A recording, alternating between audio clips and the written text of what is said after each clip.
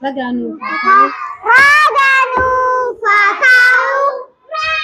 Raganu fatau. Sa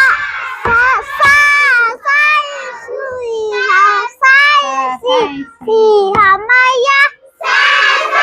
Si hamaya. Agaram. Katertibam barana. Katertibam barana. Umato tahenya. Umato tahenya. Video garasna. Video garasna. Wawadiro tahenya. Wawadiro tahenya. Tatalaya ergane. Tatalaya ergane. Ya detik sana. Ya detik sana. Zaza jane turra. Zaza jane turra. Zaza jane turra. Zaza jane turra. الله وبركاته أكم جرتوا دعوتو تكيني نقالا جودين ذكون سنو برات تيار جيتان كون بكلتو تكيني أبقالة جت يارجع أبقالة بكلتو تنمني وام عرفة جاسي برمورات وام عرفة جاسي برمورات شو لافي مو سنجيغاري في الجندر كم سنجيغاري مو أباتو كنون فتا سنجيغاري بكر رابع كم سنجيغاري أكت سنجيغاري تيتاي كم سنجيغاري دودوبي وي تجرا نما تجرا برسيسا تجرا براسا تجرا سنجيغاري دودوبي كابينيا تجرا دلقي تجرا سنجيغاري دودوبي كناف مدرسة نسيناغرتان كون Harargeedha Aramayaadha isaayyuu hin owwaa isaayyuu manni qorqorroodha ijoolleen akkanatti barataa jirti daawwattoota keenya egeree waggaa 20 dhufu nama taasifachuudhaaf harratti jirti dhiyeessi warri Aramayaa galatooma ijoollee gara fuulduraa waggaa 20 dhufu waggaa 30 dhufu jenereeshinii itti aanu nama taasifachuudhaaf arra jalqabamtee jirti jechuudha. Mee Shee Zaakir waan manni barnootaa kun ta'e maayini qoonni ni qabu gumaanni ni qabu maal hojjetaa jira jechuudha. Hawaasa keenyaaf ibsitan inshallah sagantaa warra ilaaluu daawwatu dhufuutti itti deebina.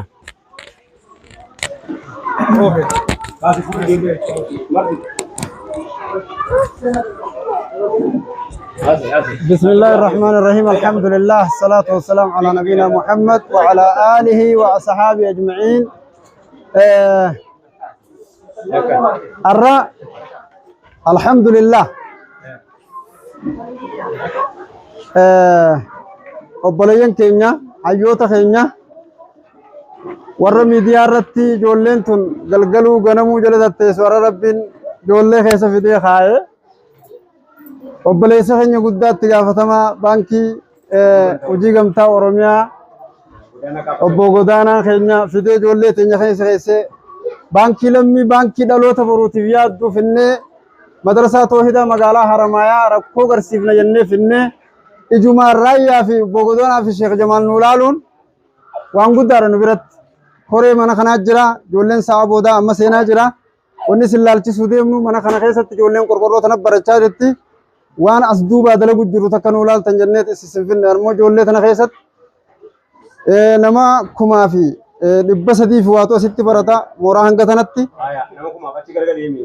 nama kumaa fi 500 fi nama kumaa fi 657 qorqorroo tanaa fi manneen hanga kana keessa barata rakkoo kana furuuf dhaloota boruu kana furuuf koreen mana kana piroojeektii takka waan guddoo takka jalqabnee arraan tana dhiiraa finnee amma boodee oduunillee nuti isaanitti kannineet yoo ajalle keenya geellee nu quba qabaadhaa waan kana amaanaatti jechuun deemna koreen teenyaas hooggantoonni keenyaas warri baankiitis baankiin hojii gamtaa Oromiyaa tun baankii bakka namni kufetti harka nama qabdu bakka beeleetti siit dirmataa mana barnootaa siit dirmataa hawaasa keenya harakkatee kufee siit dirmataa arra meewa bakkuma isaan dhufanii ta'an tana Nuulaalaa baankiin kun baankii keenya madrasaan kunis madrasaa toohidaati mana ummataati mana barnoota ummataati rakkoo kana harkaanu qaba arra ijoolleen tijjatunuu gammadde manaa maanu isin harkuun ooltu ربي سنعمل كيس ربي سنعمل كيسو بس سني خينا في كورين تينيا سكنمت وان داوتشفني خيسو ما تنيا قديفنو شيخ جمال سنجرا وان دبتو بكسني دبتو برا ياخد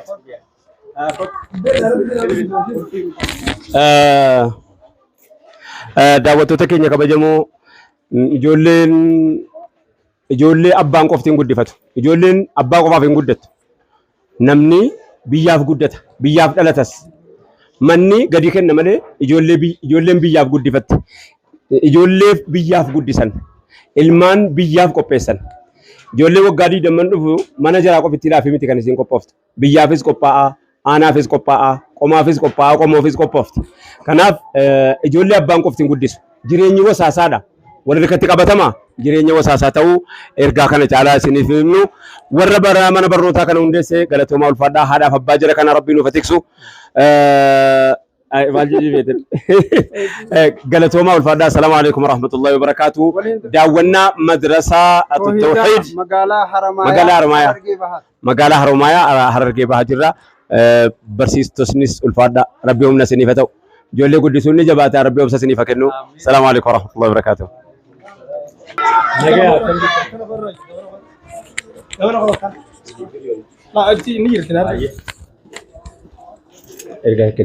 السلام عليكم ورحمة الله وبركاته. وعليكم السلام ورحمة الله.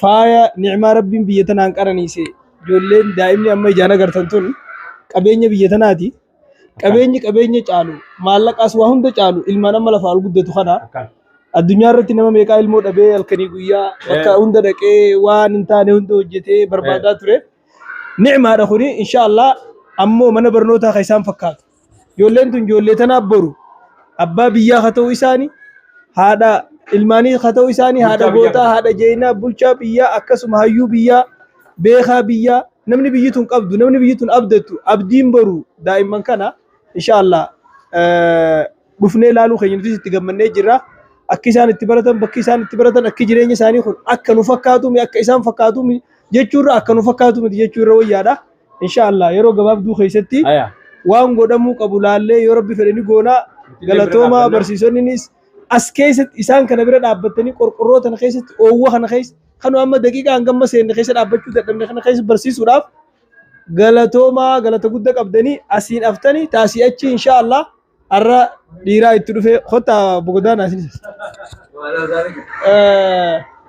namni biyyituun qabdu qabsaawonni qabsoon lamuu abeek takka tanuma humnaan qabsaawwan takka ta diinagdeen qabsaawani qabsoo biyya tanaa guddoo namni harkaa qabu isaan kana isaanis meen wajjin dhufanii ilaaluudhaaf waan isaanitti dhagame haa ibsatanii asirra dhaabbannee waan jennu jenna mataa jiru irratti imaama maran jaali dubbadhaa sinanaa isin qabu.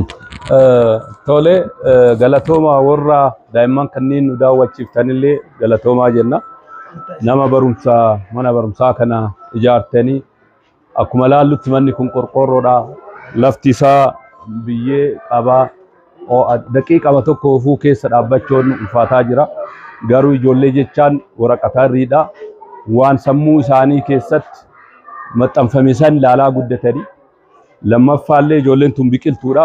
Biqiltuu nama bishaan obaasanii nyaata kennanii fi biqiltuu santu booda biyyallee fayyada. Ijoolleen kun biqiltuudha. Biyya hoogganuu danda'u. Karaa baankiitiin illee haa ta'u karaa daldalaatiin illee haa ta'u iddoo guddaa ijoolleen kun as keessaa ga'uu danda'u. Garuu ijoolleen waan laalaa guddattu waan keessa ta'ee barattu fakkaatti sammuu isaanii amma naannoo kanatti akkana danda'anii fayyaa isaaniitiif illee barumsa fudhachuu irratti illee sammuu isaanii fuulduraatiif illee dhiibbaa guddaa qaba. Kana inshallah baankiin hojii gamtaa Oromiyaa baankii uummataati. Sonni isaallee baankii uummataaf dhimmamu kan jedhu waan ta'eef kana manaajmentii baankiitiin mari'anneetiin yeroo gabaabaa keessatti deebii ta'a. Maaf hawaasuma kanarraa hawaasa kanaa waan ta'eef marii kana dhufnee ilaaluun kun iddoo baay'eedha. Oromiyaa keessatti iddoo baay'eetti wanta akkanaa jiru mala akka carraa taanee as dhufnee argineerra.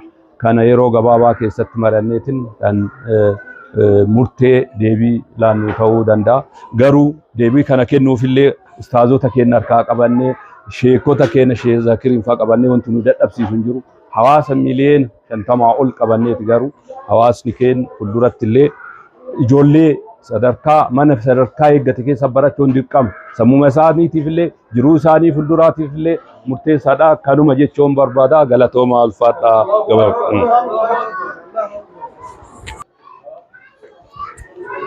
eega iyyatanii immoo kunoo numa birmatan furmaannis hin kennama inshaallah rabbi jedha.